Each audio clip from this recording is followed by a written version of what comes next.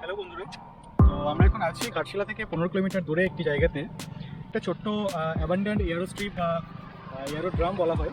শোনা যায় যে দ্বিতীয় বিশ্বযুদ্ধের সময় এই ধরনের স্ট্রিপগুলোকে ইউজ করা হতো ফর ইমার্জেন্সি পারপাস। আর পুরো একদম এয়ারপোর্টের মতনই লেন্থ আছে, অ্যারাউন্ড 1.5 কিলোমিটার। এখন বর্তমানে এটা জাস্ট অ্যাজ এ রোড হিসাবে ইউজ করা হয়। তো দেখতেই পাচ্ছি চারিদিকটা বেশ সুন্দর, জঙ্গলের মাঝে এটা একদম তৈরি। তো যারা ঘাটশিলা আসছে অবশ্যই এই জায়গাটাতে একবার ঘুরে যেতে পারো। আর বিশেষ করে বিকেলবেলার দিকটা আসলে খুবই ভালো হয়, কারণ ফটোগ্রাফির জন্য খুব সুন্দর একটা জায়গা। তো এনজয় করে একবার ভিউটা।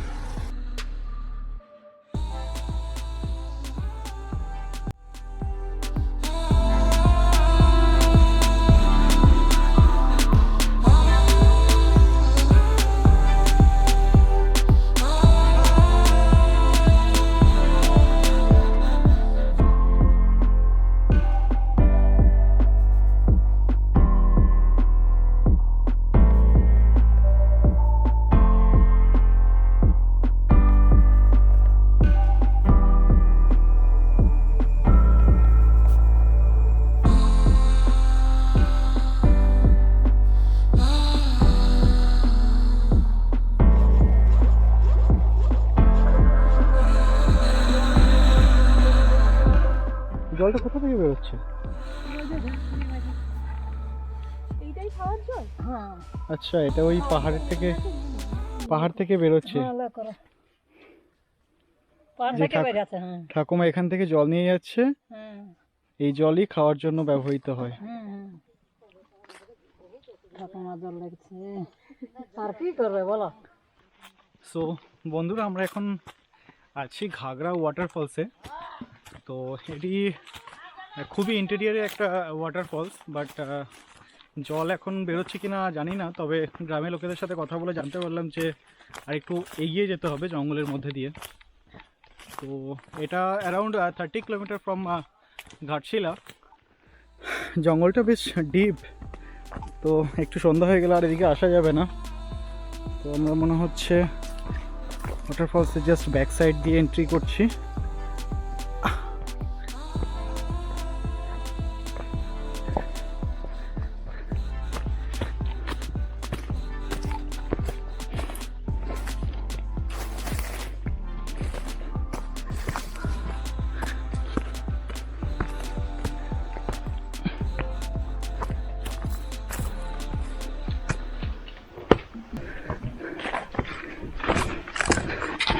না, মনে হচ্ছে জলের কোনো সম্ভাবনা নেই এখানে। ঘাটশিলার কাছে যে ধারাগিরি ওয়াটারফলসটি রয়েছে বারুডি ড্যামের ওখানে, কিছুটা সেরকমই। কিছুটা ট্রেকিং করে আসার পরে আমরা পৌঁছালাম। দেখতেই পাচ্ছ অসাধারণ সুন্দর একটা বিউটি, বাট জল নেই। এনিওয়ে, জায়গাটি তো খুবই সুন্দর, বিশেষ সূচনা।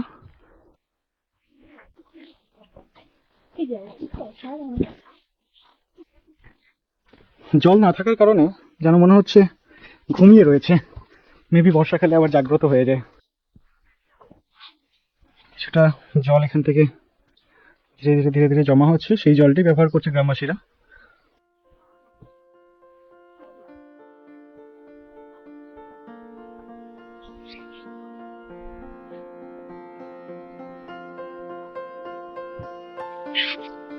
দেখি মানে কোথায় ওঠা মাছ। বাস বাস বাস। তো বন্ধুরা, ঘাটশিলা বেশ কয়েকদিন ঘাটশিলার বিভিন্ন প্রান্ত ঘোরাঘুরির পরে আমার একটা অভিজ্ঞতা হলো, সেটা তোমাদের সঙ্গে শেয়ার করি। আমরা গিয়েছিলাম ধারাগিরি ওয়াটারফল, যেটা বারুডি ড্যামের একদম খুবই কাছে। তো ওখানে গিয়ে প্রথমবার না আমরা একটা স্মেল পাচ্ছিলাম, বুঝতে পারছিলাম না যে কিসের স্মেল এটা, কিন্তু গন্ধটা খুব কি বলবো, উগ্র টাইপেরই হবে। প্রথমে ভাবছিলাম যে ওখানে কিছু হয়তো মরে টরে গেছে পশু পাখি হয়তো, সেই জন্য। কিন্তু পরে বুঝলাম যেটা বিভিন্ন জায়গায় ঘুরতে ঘুরতে, আগের দিন যখন কাকড়াঝোড় ফরেস্টের মধ্যে দিয়ে যাচ্ছি তখনও সেই একই গন্ধ, আর আজকের যেখানে এসেছি সেটা হলো ঘাগরা ওয়াটারফল। তো এখানে এসেও সেই একই গন্ধ। আর আমার যেটা মনে হলো চারিদিকটা ঘুরে, এটা বোধহয় জঙ্গলের কমন গন্ধ, যেটা সব জায়গায় কম বেশি আছে। তো তোমরাও এটা ফিল করার চেষ্টা করবে।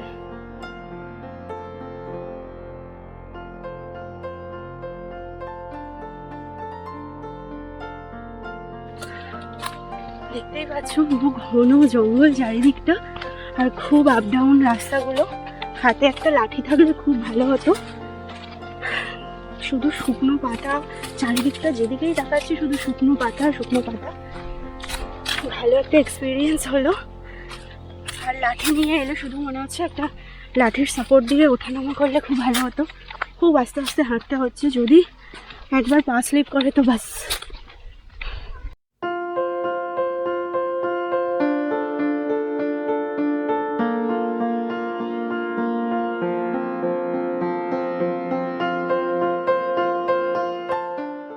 তো বন্ধুরা, আমরা এখন পৌঁছেছি ঢাঙ্গি কুসুম ওয়াটারফলস। এটাও আগের ওয়াটারফলসের মতো কিছুটা ট্রেকিং করে যেতে হবে, অ্যারাউন্ড 500 মিটার। তো গাড়ি রাখার পর সেখান থেকে আমরা জঙ্গলের ভিতর দিয়ে এগিয়ে যাচ্ছি।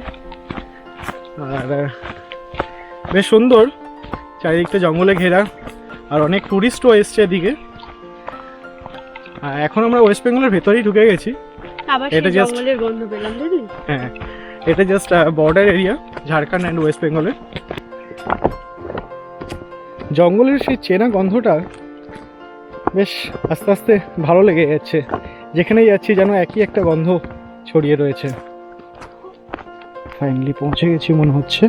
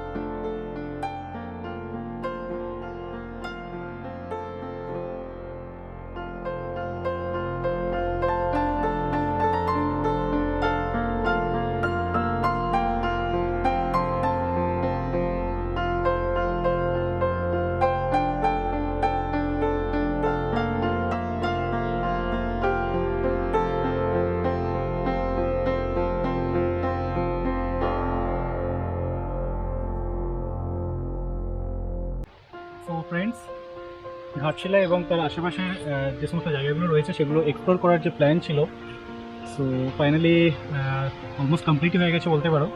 তো আমরা এখন আছি ঘাগরা ওয়াটারফলসের কাছে। এটি বেলপাহাড়ির মধ্যে একটি জায়গা, খুব সুন্দর জায়গাটি। দেখতেই পাচ্ছ ব্যাকগ্রাউন্ডে চারিদিকে পাথর বেরিয়ে রয়েছে, একটু একটু জলও যাচ্ছে। বর্ষার সময় এগুলো আরও সুন্দর এবং সাথে সাথে খুব ডেঞ্জারাস রূপ ধারণ করে। আর প্রবাবলি এটাই আমাদের লাস্ট স্পট। তো বেলপাহাড়ি আর ঘাটশিলা আর ওদিকে মুকুটমণিপুর সব কিছু মোটামুটি কভার হয়ে গেছে। তো এবার আমাদের বাড়ি ফেরার পালা। মোটামুটি টোটো খুব ভালোই হয়েছে, তবে একটা জিনিস যেটা অভিজ্ঞতা হলো, এখানে বর্ষার পরে এলেই বেশি ভালো হবে। ওটাই মানে যে ওয়াটারফলগুলোতে যাচ্ছি ওয়াটার নেই, শুধু স্টোনগুলোই দেখতে পাচ্ছি। আর সুতরাং বর্ষাকালে এলে আমার মনে হয় খুব ভালো লাগবে, মানে আরও সৌন্দর্যটা আরও ফুটে উঠবে। তো তোমরা যারা আসবে তারা প্ল্যান করো বর্ষার পরেই আসার। আর সবাই খুব ভালো থেকো, সুস্থ থেকো, আনন্দে থেকো। আবার দেখা হচ্ছে পরের একটা ব্লগে। Bye bye.